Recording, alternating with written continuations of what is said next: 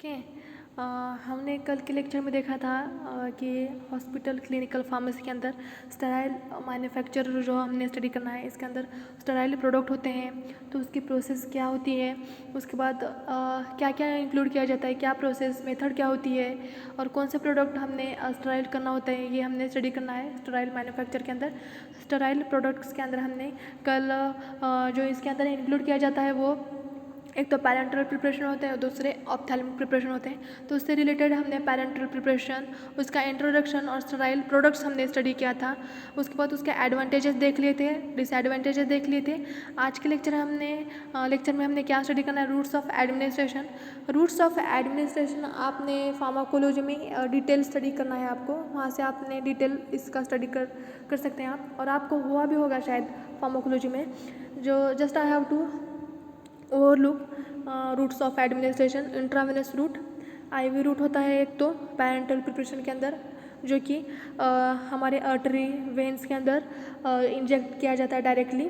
Ivy injection of drugs provide rapid action compared with the other routes of administration. Okay, in emergency condition और in the vomiting of patients we have to do that this or doing this or do this parental preparation or parental routes for the patients. okay, इसके बाद routes of administration में intramuscular route है जो कि inject किया जाता है, injection in the muscles.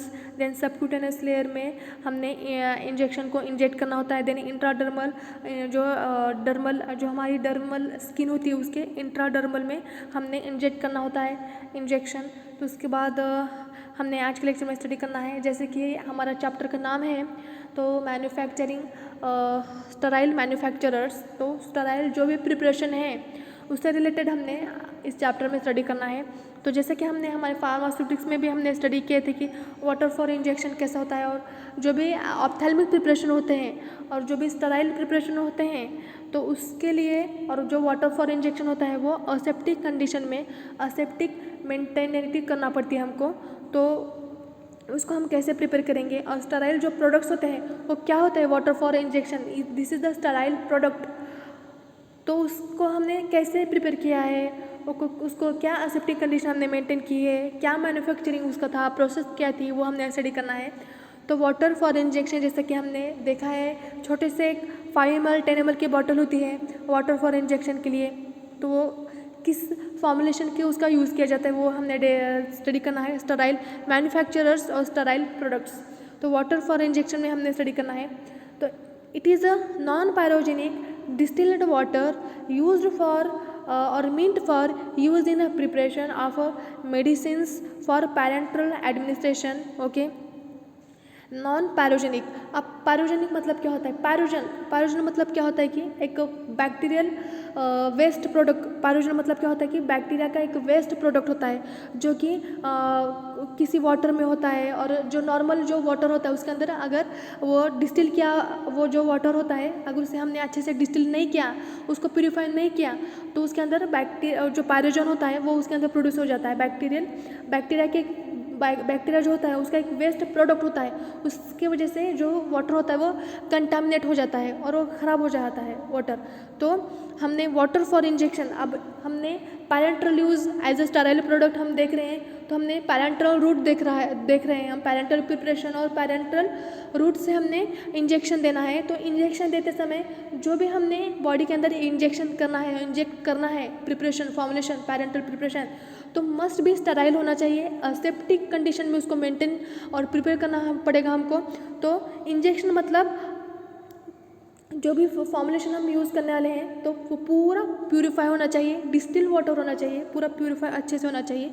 तो वाटर फॉर इंजेक्शन कैसा होना चाहिए वो देखेंगे हम। Water for injection is non pyrogenic, free from bacterial micro organism, और डिस्टिल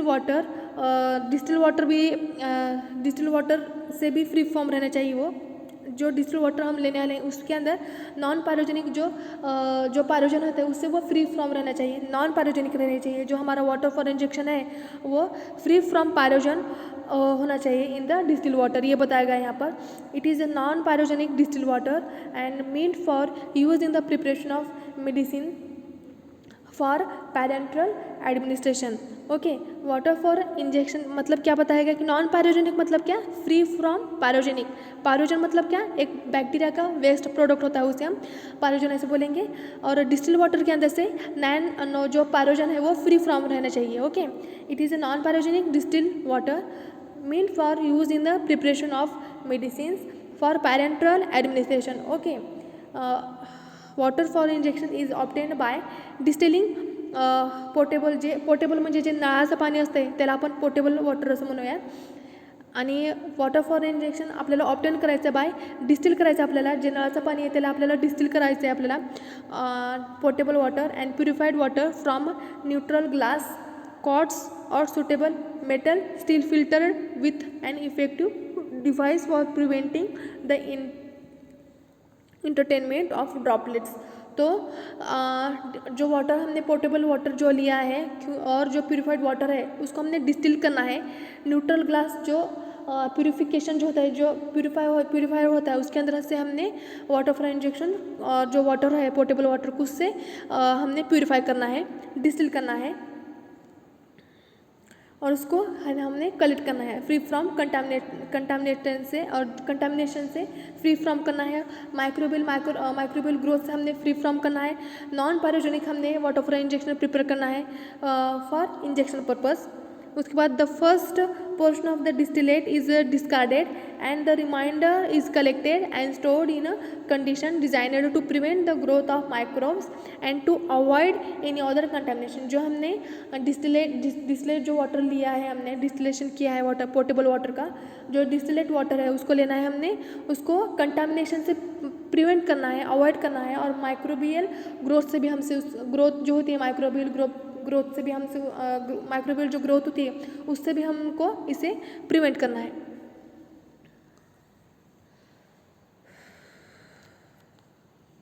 नेक्स्ट बघा स्टराईल वॉटर फॉर इंजेक्शन बघूयात आपण. It is a water for injection distributed in a suitable container. अब जो हमने वाटर फॉर इंजेक्शन प्रिपेयर किया है उसको हमने कंटेनर में फिलअप करना है स्टराइल वाटर को. It is a water for injection distributed in a suitable container of a glass or any other material, sealed and sterilized by heat under condition that ensure water remains non-pyrogenic. Each container contains a suitable quantity of water for injection to permit the withdrawal of nominal volume. तो यहाँ पर क्या बताया गया है कि जो हमने वाटर फॉर इंजेक्शन प्रिपेयर किया है, इंजेक्शन के लिए जो वाटर हमने प्रिपेयर किया है, तो पैरेंटल रूट से हमने देना है इस वाटर फॉर इंजेक्शन को, और फॉर्मुलेशन में हमने यूज़ करना है इसे. तो अब इसे अच्छे ग्लास कंटेनर में हमने इसको फिलअप करना है. उसके बाद हमने क्या करना है कि उसको स्टरीलाइज करना है बाय हीट अंडर एटोक्लो के अंदर उसको 120 डिग्री सेल्सियस के अंदर 1 घंटे के लिए उसको रखना है, उसको स्टरीलाइज करना है. उसके बाद अच्छे से कंटेनर में जो कि ड्रॉप करने के बाद इन्वर्ट पोजीशन में हमने उसको रखे, तो उसके अंदर से जो वाटर है हमारा बाहर नहीं आना चाहिए, ड्रॉप नहीं होना चाहिए. इसको अच्छे से केयर करते हुए उसे अच्छे कंटेनर में विथ सील्ड पैकिंग उसे करना है हमने वाटर फॉर इंजेक्शन को. Okay, IP standards and QC test. अब जो वाटर हमने प्रिपेयर किया है उसको क्या क्या टेस्ट करना पड़ती है वो देखेंगे हम. IP स्टैंडर्ड्स और quality control test for water for injection, that is clarity and colour, then acidity और अल्कैलिनिटी, देन ऑक्सीडेबल सब्सटेंसेस. उसके बाद bacterial endotoxin test BET, bacterial endotoxin test BET, then sterility test, then residual on evaporation. जो हमने water for injection prepare किया है अब उसकी हमने टेस्ट परफॉर्म करनी है. तो उसके लिए क्या क्या टेस्ट है, क्वालिटी कंट्रोल टेस्ट क्या क्या है, एक क्लैरिटी एंड कलर टेस्ट है. वो जो हमने वाटर प्रिपेयर किया है फॉर पैरेंटल रूट के लिए और इंजेक्शन के लिए, तो वो उसका कलर क्या है, उसकी क्लैरिटी कितनी है, कलर कैसा है उसका, एसिडिटी उसकी, अल्कलिनिटी मेंटेन करनी है हमको, ऑक्सीडेबल सब्सटेंसेस उसके अंदर ऐड है कि नहीं, ऑक्सीडेबल सब्सटेंसेस उसके अंदर है कि नहीं वो देखना है हमने. बैक्टीरियल एंडोटॉक्सिन टेस्ट हमने परफॉर्म करनी है. उसके बाद स्टेरिलिटी टेस्ट परफॉर्म करनी है. देन रेसिडुअल ऑन इवैपोरेशन उसका हमने स्टडी करना है. तो अब पायरोजेनिसिटी क्या होती है और पायरोजन क्या होता है वो स्टडी कर लेते हैं हम। पायरोजन क्या होता है वो देख लेते हैं हम। Pyrogens are metabolic products of microbes, bacteria, viruses and moulds and may be present in water. Okay, pyrogen क्या होता है, एक मेटाबॉलिक, मैंने जैसे बोला आपको, माइक्रोबियल वेस्ट प्रोडक्ट होता है बैक्टीरिया का, उसकी वजह से जो फॉर्मुलेशन होता है, जो वाटर होता है वो कंटामिनेशन उसके अंदर फॉर्म होता है और माइक्रो ऑर्गेनिज्म की ग्रोथ होती है वाटर के अंदर और कोई भी फॉर्मुलेशन के अंदर। ओके, तो पायरोजन क्या होता है, metabolic products of microbes, bacteria का मेटाबॉलिक प्रोडक्ट्स होता है, उसे हम पायरोजन ऐसे बोलेंगे, और वो प्रोड्यूस होता है बैक्टीरिया, वायरसेस और मोल्ड्स की वजह से। ओके, देन उसके बाद बोलेंगे pyrogens are lipid associated with a carrier molecule, usually a polysaccharide और पेप्टाइड। पायरोजन क्या होता है, एक लिपिड एसोसिएटेड मॉलिक्यूल, और पायरोजन क्या होते हैं, लिपिड एसोसिएटेड होते हैं विथ अ कैरियर मॉलिक्यूल्स, उसके अंदर कैरियर मॉलिक्यूल्स प्रेजेंट होते हैं, सच एज पॉलीसैकेराइड और पेप्टाइड मॉलिक्यूल्स के अंदर प्रेजेंट होते हैं। Then pyrogens when injected through a ear vein of rabbits causes marketed rise in body temperature that is called as hyperthermia within a 1 hour of injection। अब हमने pyrogen containing preparation और formulation हमने दिया इस mouse के, जो mouse होता है, रैबिट होता है, रैबिट के ईयर में हमने पायरोजन कंटेनिंग प्रिपरेशन उसको इंजेक्ट किया, तो क्या होगा कि which causes rise in body temperature, वो जो रैबिट होता है उसका बॉडी टेम्परेचर बढ़ जाएगा, क्योंकि वो फॉर्मुलेशन के अंदर पायरोजन था, पायरोजन कंटेनिंग फॉर्मुलेशन हमने दिया था रैबिट को, तो उसके वजह से उस रैबिट का बॉडी टेम्परेचर राइज हो गया, तो 1 घंटे के अंदर उसका बॉडी टेम्परेचर राइज हो गया और उसको इन्फेक्शन भी हो गया, that is called as hyperthermia within 1 hour of the injection. 1 घंटे के अंदर उसको हाइपरथर्मिया हो गया। तो ये ऐसे ही कुछ भी कोई फॉर्मुलेशन होगा, ऐसे ही बहुत सारे फॉर्मुलेशन जिसके अंदर हमने अच्छे से प्रिपरेशन नहीं किए, स्टेराइल मेंटेनिटी नहीं, उसकी जो प्रोडक्ट है उसकी स्टेरिलिटी मेंटेन नहीं किया हमने, उसको डिकंटामिनेट नहीं किया, उसका कंटामिनेशन हमने उसे क्लियर नहीं किया, वाटर को अच्छे से डिकंटामिनेट किया, और उसके अंदर असेप्टिक जो टेक्निक होती है उसे मेंटेन करके हमने सारे फॉर्मुलेशन प्रिपेयर किए, तो हमारा फॉर्मुलेशन अच्छे से प्रिपेयर हो जाएगा, मार्केटेड फॉर्मुलेशन अच्छे से हो जाएगा। अगर हमने असेप्टिक एरिया नहीं मेंटेन किया, स्टेरिलिटी मेंटेन नहीं की, तो अगर उसके अंदर फॉर्मुलेशन के अंदर पायरोजन प्रेजेंट हो गए, पायरोजन अगर उसके अंदर फॉर्म हो गए, तो क्या हो जाएगा कि बॉडी टेम्परेचर जैसे रैबिट का इंक्रीज़ हुआ था उसी तरह से ह्यूमन बॉडी के ऊपर भी वैसे ही होता है, बॉडी टेम्परेचर राइज होता है, एक इन्फेक्शन प्रोड्यूस होता है बॉडी के अंदर और टेम्परेचर राइज होता है। ओके, तो इसीलिए हमने पायरोजन टेस्टिंग मस्ट है हर फॉर्मुलेशन की, जो कि इंटरनली हम लेते हैं। Pyrogens can be eliminated by heating the containers at 2 to 10 degrees Celsius for 3 to 4 hours and can be removed from solution by adsorption on a surface of selected adsorbent। तो हर जो formulation हमने intake करना है, जो orally हमने लेना है, और जो इंटरनली हमने जो एडमिनिस्ट्रेशन करना है फॉर्मुलेशन का, तो उसको सबसे पहले उसकी जैसे फिजिकल अपीयरेंस देखने के बाद, फिजिकली टेस्ट परफॉर्म करने के बाद, उसको हमने पायरोजेनिसिटी जो टेस्ट है वो परफॉर्म करनी है। क्या करना है, वो फॉर्मुलेशन को हमने हीटिंग करना है 1 से 2 घंटे तक, और फॉर 210 डिग्री सेल्सियस तक फॉर 2 to 3 hours। ओके, उससे क्या हो जाएगा कि जो भी उसके अंदर मेटाबॉलिक प्रोडक्ट था माइक्रो ऑर्गेनिज्म का, वो उससे ख़त्म हो जाएगा और रिमूव हो जाएगा। ओके, ये था, हमने स्टेराइल प्रोडक्ट फर्स्ट देख लिए, water for injection, this is the sterile products और sterile manufacturers, water for injection, उसकी आईपी स्टैंडर्ड्स टेस्ट देख लिए हमने, और क्वालिटी कंट्रोल टेस्ट उसके हमने इन लिस्ट देख लिए थे। फर्स्ट इज क्लैरिटी और colour, then second is acidity और alkalinity, then oxidisable substances, then bacterial endotoxin test, that is BE test, then sterility test, then residue on evaporation, that is the test which is included for water for injection. After that pyrogenicity, what is the pyrogenicity, we have to learn from the slides. Okay, तो next देख लेते हैं, जैसे कि हमने study किया water for injection, that is the sterile product. उसके बाद देख लेते हैं हम स्टेराइल प्रोडक्ट के अंदर नेक्स्ट पार्ट क्या है, जो हमने पैरेंटल प्रिपरेशन यूज़ करना है, तो उसके अंदर एक्सिपिएंट और एडिटिव्स हमने क्या यूज़ करने हैं और क्या डालने हैं पैरेंटल प्रिपरेशन के अंदर। फर्स्ट व्हीकल जैसे फॉर्मुलेशन हमने फार्मास्यूटिक्स में जैसे फॉर्मुलेशन हमने देख लिए थे अभी स्टडी किए, जैसे कि वेटिंग एजेंट था, कलरिंग एजेंट था, प्रिजर्वेटिव था, फ्लेवरिंग एजेंट। तो उसी तरह से पैरेंटल फॉर्मुलेशन के अंदर हमने एक्सिपिएंट और एडिटिव्स मतलब क्या है, जैसे कि एडिटिव्स मतलब एडजुएंट्स, जैसे कि हमने colouring agent, flavouring agent, preservative, suspending agent, binding agent जैसा हमने ऐड करते हैं, जैसे हम ऐड करते थे फॉर्मुलेशन में, उसी तरह से पैरेंटल प्रिपरेशन के अंदर हमने एक्सिपिएंट और एडिटिव्स क्या यूज़ करने हैं वो हम स्टडी कर लेते हैं। फर्स्ट व्हीकल क्या लेना है हमने, इसके अंदर व्हीकल के अंदर हमने 2 टाइप के एक्सिपिएंट में 2 टाइप होते हैं, एक व्हीकल होता है, दूसरा नॉन एक्वस व्हीकल। जो फर्स्ट देख लेते हैं व्हीकल मतलब हमने वाटर, कौन सा व्हीकल है, कौन सा लेना है, वाटर लेना है, ऑयल लेना है, अल्कोहल लेना है, क्या व्हीकल हमने पैरेंटल प्रिपरेशन के लिए क्या व्हीकल हमने लेना है वो स्टडी कर लेते हैं हम। तो vehicle, the most frequently employed vehicle for sterile product is water. Mostly जो व्हीकल हमने लेना है पैरेंटल प्रिपरेशन के लिए, मोस्टली हमने वाटर सेलेक्ट करना है एज अ व्हीकल बोल के, as it is the vehicle for all natural body fluids. जो भी नेचुरल बॉडी फ्लूइड्स के अंदर हमने व्हीकल देना है एज अ, तो फर्स्टली हमने वाटर सेलेक्ट किया है as a sterile product, water for the parental preparation. The test for checking water quality includes total solid content. जो टेस्ट हमने परफॉर्म करनी है for water quality includes, that is total solid content, gravimetric evolution of organic and inorganic substances, electrolytic measurement of conductivity.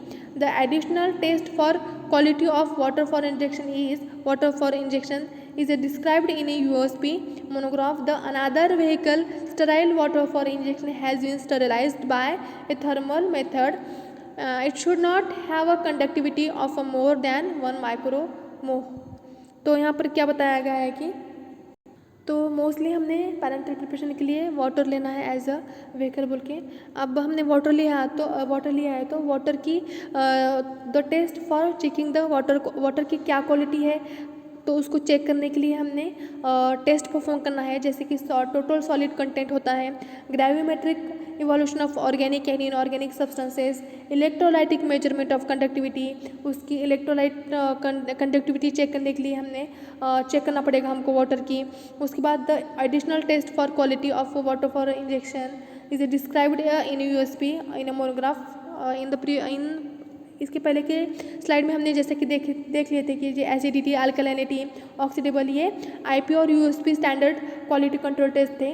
अब जो दूसरी test है वो हमने वाटर एज अ व्हीकल लिया, तो उसकी टेस्ट परफॉर्म करना पड़ेगी। क्या परफॉर्म करना पड़ेगा आपको कि टोटल सॉलिड कंटेंट है कि नहीं उसके अंदर, gravimetric evolution of organic and inorganic substances उसके अंदर प्रेजेंट है, जैसे कि कैल्शियम, पोटेशियम्स, मैग्नीशियम उसके अंदर प्रेजेंट है कि नहीं वो हमने स्टडी कर लेना पड़ेगा पहले। इलेक्ट्रोलाइटिक बैलेंस उसके अंदर है कि नहीं वो देखना पड़ेगा आपको। ओके, ये सब टेस्ट परफॉर्म करके ही हमने पैरेंटल प्रिपरेशन के लिए water vehicle as a vehicle बोल के लेना है। Okay, then non aqueous vehicle देख लेते हैं हम। अब हमने वाटर लिया था एज अ पैरेंटल प्रिपरेशन के लिए, वाटर हमने सेलेक्ट किया, तो उसके सारे टेस्ट परफॉर्म करके ही हमने पैरेंटल प्रिपरेशन और स्टेराइल प्रोडक्ट और स्टेराइल प्रिपरेशन बनाना है। तो एक व्हीकल था वाटर के हिसाब से। अब non aqueous vehicle, aqueous vehicle हमने देख लिया वाटर। अब देख लेते हैं non aqueous vehicle. Non aqueous vehicle मतलब क्या है, वाटर को छोड़ के दूसरा, जैसे कि ऑयल है, अल्कोहल है, दूसरे जो सब्सटेंस है, अगर हमने वो व्हीकल बोल के यूज़ किया तो उसके लिए हमने क्या मस्ट है, उसकी कौन सी टेस्ट परफॉर्म करनी पड़ेगी, वो बॉडी के अंदर इरिटेटिंग है कि नहीं, बॉडी के अंदर जाने के बाद उससे हमको इरिटेशन प्रोड्यूस होता है कि या स्वेलिंग होती है कि उसकी वजह से, देन रेड स्किन होती है क्या, ये सब टेस्ट नॉन टॉक्सिक है क्या, वो नॉन इरिटेटिंग है कि नहीं, सब उसकी कुछ एडवर्स इफेक्ट है कि नहीं, ये सब टेस्ट परफॉर्म करने के बाद ही हमने नॉन एक्वियस व्हीकल और सॉल्यूशन हमने यूज़ करना है पैरेंटल प्रिपरेशन के लिए। Then non aqueous vehicle is it must be selected with a great care, ज़्यादा केयर करना पड़ेगी हमको इसको लेने से पहले। It must be non irritating, जो नॉन एक्वियस व्हीकल है वो नॉन इरिटेटिंग होना चाहिए, नॉन टॉक्सिक होना चाहिए, and must be not exert an adverse effect, उसका कुछ भी एडवर्स इफेक्ट होना नहीं चाहिए बॉडी के ऊपर। ओके, फॉर्मुलेशन के अंदर हमने अगर ऐड किया, सपोज हमने पैरेंटल प्रिपरेशन के लिए अंदर अल्कोहल लिया, तो उसकी वजह से हमको कुछ इरिटेशन हो रहा है कि नहीं, उसको वो नॉन टॉक्सिक है कि नहीं, एडवर्स इफेक्ट कुछ हमारे बॉडी पे हो रहा है कि नहीं, ये सब टेस्ट पहले उसके परफॉर्म करना पड़ेगा, फिर ही हमको non aqueous solution as a parenteral और स्टेराइल प्रोडक्ट के अंदर यूज़ करना पड़ेगा। Okay, this must be included because of limited water solubility of medical substances और it is susceptible to hydrolysis. The screening includes testing of its physical, इसकी क्या test हमने perform करना है, physical testing of its properties, that is such as density, viscosity, pH, miscibility, boiling point and low vapor pressure and polarity। अब जैसे कि हमने non aqueous vehicle लिया, जैसे कि व्हीकल लिया और एक्वियस लिया था, तो उसकी हमने टेस्ट परफॉर्म किए थे, जैसे कि total solid content, electrolytic balance, और उसके बाद यहाँ पर देख लेते हैं कि हमने acidity, alkalinity, clarity, colour, oxidisable substances, BET test, sterility test, residual on evaporation, ये सब टेस्ट हमने वाटर के लिए परफॉर्म किए थे।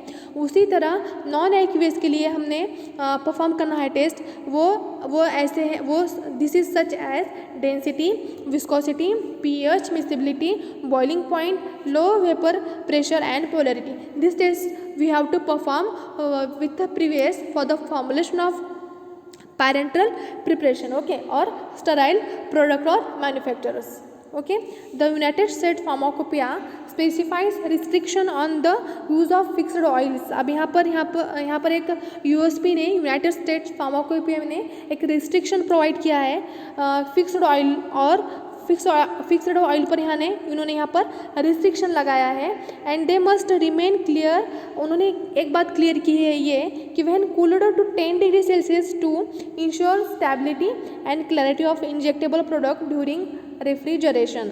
अब यहाँ पर उन्होंने बताया कि रिस्ट्रिक्शन लगाया है, क्या यहाँ पर ये बताया है कि जो जैसा कि हमने फिक्स्ड ऑयल लिया है पैरेंटल प्रिपरेशन के अंदर, तो इन्होंने यहाँ पर रिस्ट्रिक्शन ऐसा लगाया है कि जब हमारा प्रिपरेशन और फॉर्मुलेशन कूल किया है 10 डिग्री सेल्सियस को, तो आपको क्लैरिफाई करना पड़ेगा कि इस प्रिपरेशन के अंदर क्लैरिटी और स्टेबिलिटी है कि नहीं, वो प्रिपरेशन स्टेबल है कि नहीं, वो प्रिपरेशन क्लियर है कि नहीं, स्टेबल है कि नहीं, ये आपको देखकर ही आपको इंजेक्शन और पैरेंटल प्रिपरेशन के लिए यूज़ करना है। तो इसके लिए यूएसपी ने उसको रिस्ट्रिक्शन लगा है फिक्स्ड ऑयल के लिए। Okay, in today's lecture we have to discuss the routes of administration, some of the routes of administration, and after that the water for injection, sterile products, that is water for injection.